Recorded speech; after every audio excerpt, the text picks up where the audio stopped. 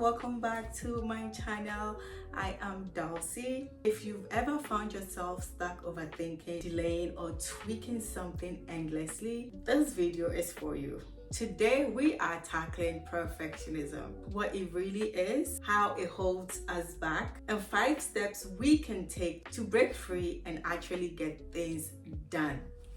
Let's go. Perfectionism isn't having a higher standard. No, it's about fear. The fear of being judged, fear of failure, and sometimes fear of success. I actually had a conversation with somebody I was introduced recently to. A very nice lady. She is coming up with her podcast. And when I called her, she was actually in the middle of recording her podcast first. Preview of it, right? I have a podcast and this is my first time recording. First of all, she has a beautiful voice, very soothing. She's very articulate. She is very confident, right? But fear of success, fear of getting seen, fear of people seeing her, fear of being judged by others because you can be so excellent that people will judge you. And she was afraid to post her first podcast, which is okay, right? It's usually the voice in our head saying it's not good enough yet. Even after hours of effort, this lady kept recording and recording. She sent me about 8 different types of how she was talking, and it was the same thing. I didn't see anything wrong with it. She was stuck in her head. But here is the truth. God has not given us a spirit of fear, but of power, of love, and of sound mind. Perfection doesn't exist. Chasing it, that is the fastest way to burn out and block your growth. Perfectionism leads to procrastination, missed deadlines, many anxiety. It turns simple tasks into emotional marathons. The cost of it is your time, your confidence, and momentum. Productivity isn't about doing things perfectly, but it's about doing them consistently. Let's start with this. Perfectionism isn't striving for excellence. It's a belief that if something is not perfect, then it's worthless. Usually, perfectionists don't just set high goals. They attach their worth to these goals. And can we relate to that? Yes, we do. Let me tell you, I have so many videos in my draft that I haven't posted because maybe recording it I didn't notice, and then editing I realized that wait, I said something different, or I kept saying something that I mispronounced something right in the video, and I kept saying it over and over and over again. I'm not going to post that video, and that video is sitting in my draft. Or I noticed that there was something on my shirt, or I wasn't looking perfect, or the video wasn't perfect. It didn't make sense. I sit on that video. I attach my word to that video. I'm like, if I put it out and it's not good, or I get no views, then that means the video is worthless, or what I did, or the job, or the effort I put into it is worthless. But no, that's not it. And today we are breaking free from being a perfectionist. Everything is not supposed to be perfect. You actually know that. According to a study done in 2019, the perfectionistic trait has increased tremendously in young people over decades. This is the reason why. Now we have Instagram filtered. You don't take a picture without a filter, right? You want to look flawless. We post our highlight reels. We don't post things that are not good. Comparison traps. It's a whole thing. And people feel like they have to do everything perfect instead of being consistent. If it's not perfect, if it's not something that is going to get me 100 views or 200 views, then I'm not going to post it. Living in their heads, letting fear take over. Done is better than perfect. Now let's get to the good stuff. Here are 5 real steps we can take to break free from perfectionism and finally boost our productivity. Now let's redefine what success is. Success isn't about flawlessness. It's about progress. Nobody woke up and started something and it was flawless. You learn, especially when it comes to business, you learn as you go. When it comes to anything, even recording, whatever you decide to do, It doesn't just become perfect in one trial, right?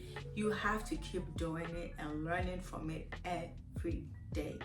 And that is progress. We strive for progress and we do not strive for perfection. Now, the second step is to set boundaries with time. Perfectionism loves to eat up our hours. Imagine trying to make something perfect and think about the time that you put into trying to make it look perfect. I can testify. I spend hours to plan because I'm trying to make things look perfect. Set up a time for each task and stick to it. Parkinson's law says work expands to fill time available.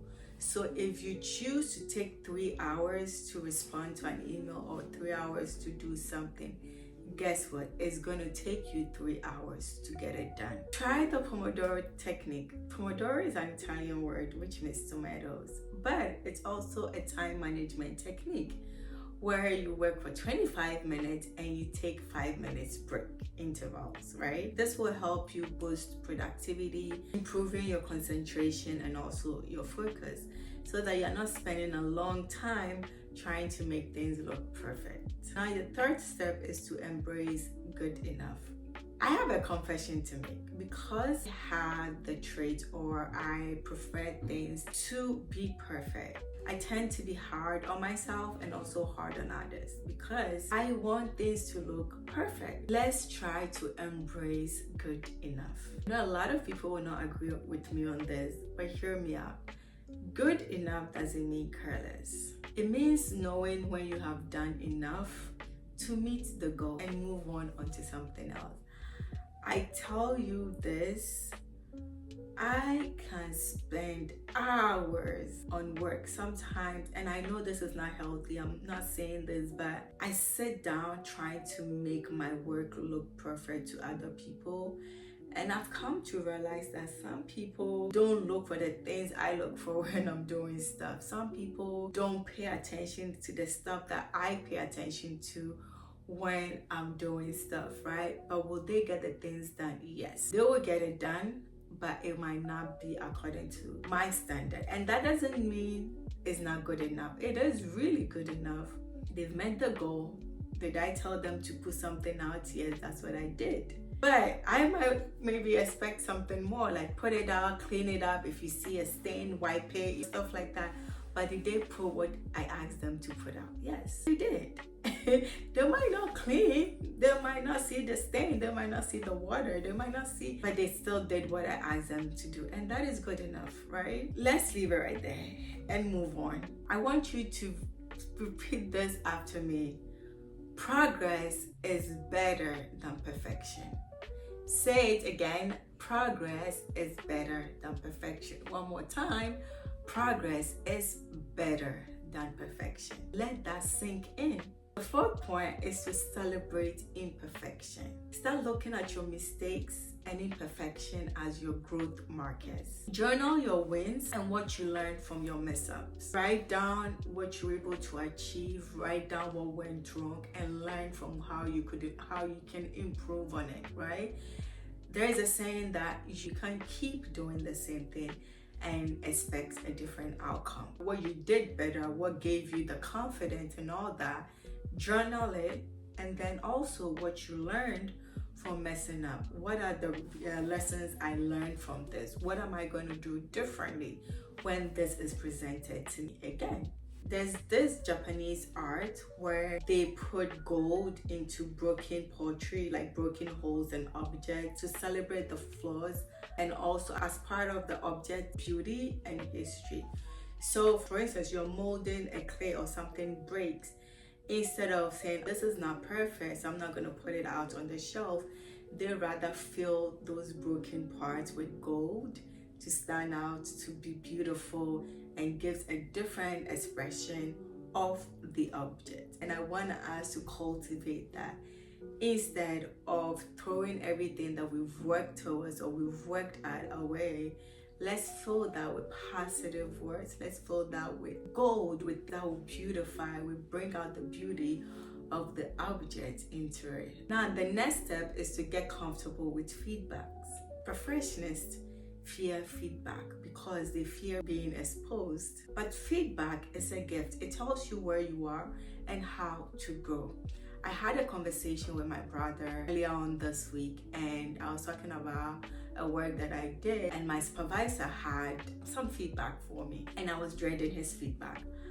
Not that I didn't do the work he asked me to do, I did it and it was good, but he still has some little bit of formatting, feedback, space. These things we can easily overlook. And I was telling my brother how I put in so much time and hours and effort into it, and then he still had feedback for me. And he said he will not be a supervisor or he will not be a manager if he didn't have feedback for you. Then what is his job, right? And it gave me a different view on it, because I was like, right, because you gave me something to do. If I don't have feedback for you, then I'm not encouraging you to grow. I'm not pushing you to grow. What have you learned from it? And what can you do differently?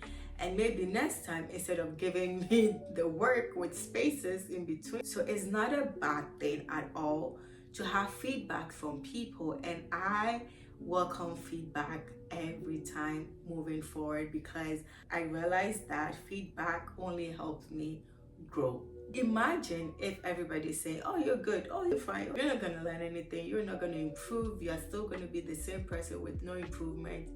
And that is not what God wants for us. So embrace the feedback and get comfortable with it. If I didn't discuss this issue with my brother, I wouldn't have had a different view on it. I would rather think that I did all that and my boss is still petty, but that is not it. When I had a different view, I was able to address the situation different. I remember holding off on posting one of my videos on YouTube. I had it in my draft for weeks because I kept tweaking the background, the lighting, the script. And guess what? Once I finally posted it, people loved it. Not because it was perfect, but because it was real. That moment taught me that my voice was more powerful than my need to appear flawless. So I would say post that video, share the draft, hit send. Imperfect actions beat perfect inactions every single time. Document your wins, no matter how small. Build the habit of recognizing effort, not just results. Perfectionist fears a mistake, but mistakes are how we learn. Reframe failures as stepping stones, not stop signs. Remember, the people making moves in life aren't the ones doing things perfectly. They are the ones doing. If you're someone who is constantly doing things, procrastinating, and feeling frozen because of fear, it's time to let go of perfectionism and give yourself permission to be in progress. You don't need to be perfect to be powerful. Done is better than being perfect. Perfection is the enemy of progress, and we all know the saying. Have no fear of perfection because you will never reach it. These are just not cute posts for Pinterest. These are truths successful people live by. What is one thing you're going to do imperfectly this week? I will go first.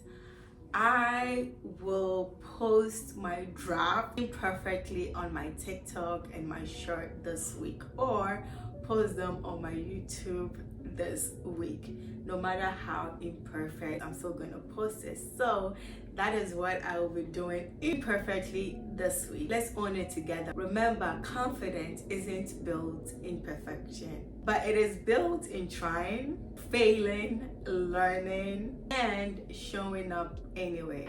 If perfectionism is holding you back, try these steps today and let me know in the comments which one you will try first. If this video spoke to you in any way, hit the like button, subscribe, and comment below. Until next time, keep leveling up and showing up as your best you. I will see you in my next video. Bye.